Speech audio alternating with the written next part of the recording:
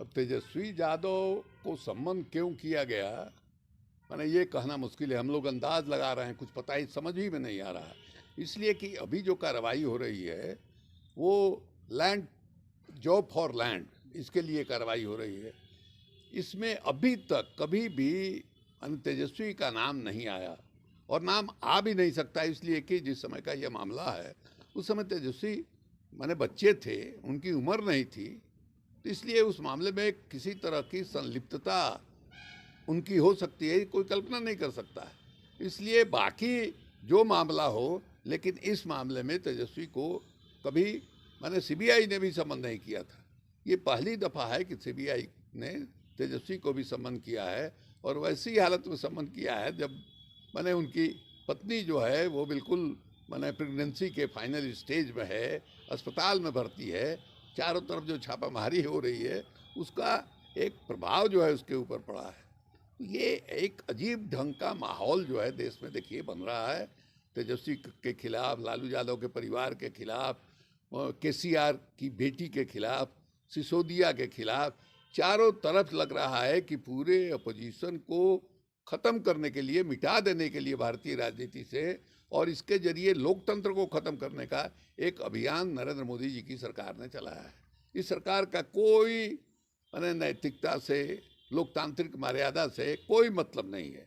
भ्रष्टाचार उन्हें उसका तो कुछ कहिए ही मत। अभी मेघालय में जो सरकार बनी, संगमा के सरकार को नरेंद्र मोदी ने, अमित शाह ने ये कहा कि सबसे भ्रष्ट सरकार है, भ्रष्टतम सरकार है। उस सरकार, संगमा सरकार ने माने मीटिंग करने के लिए परमिशन नहीं दिया नरेंद्र मोदी को। आज वहाँ जो है उस सरकार में शामिल हो गए भाई। चुनाव का नतीजा आया, 60 सीट पर भारतीय जनता पार्टी लड़ी, मात्र 2 सीट पर जीती और वहाँ जाकर के सरकार में शामिल हो गई। कल तक जिसको भ्रष्टतम सरकार कह रहे थे, आज उसी का गुणगान कर रहे हैं।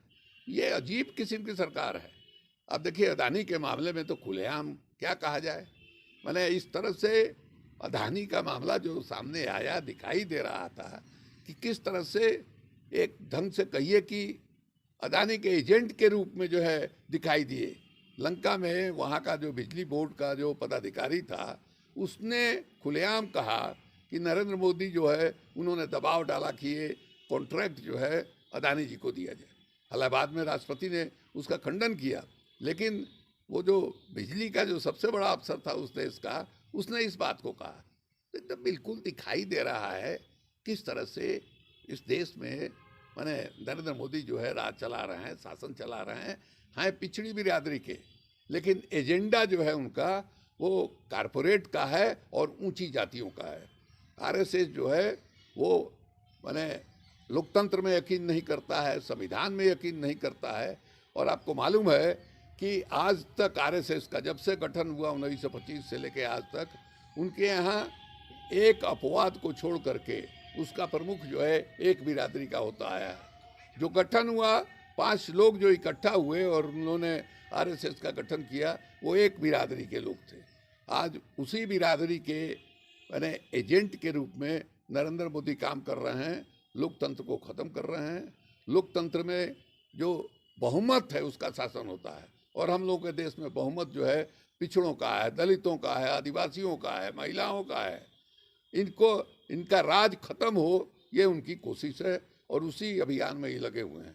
इसलिए एक ही रास्ता है मेरी समझ से अपोजिशन के पास, वो तमाम लोग इकट्ठा हों। कैसे इकट्ठा होंगे हम नहीं जानते हैं। सिर्फ पॉलिटिकल पार्टी के लोग ही नहीं, सिविल सोसाइटी के लोगों को भी इकट्ठा होना चाहिए। और जिस तरह से आज़ादी की लड़ाई लड़ी गई, उसी तरह से लोकतंत्र को बचाने की लड़ाई जो है इस देश में शुरू करना होगा। दूसरा कोई उपाय नहीं है, अन्यथा ये सब लोकतंत्र को ख़त्म कर देगा। सारी पार्टियों का जो है नेस्तनाबूद हो जाएंगे लोग, इसी तरह से अकेले अकेले लड़ाई लड़ते लड़ते।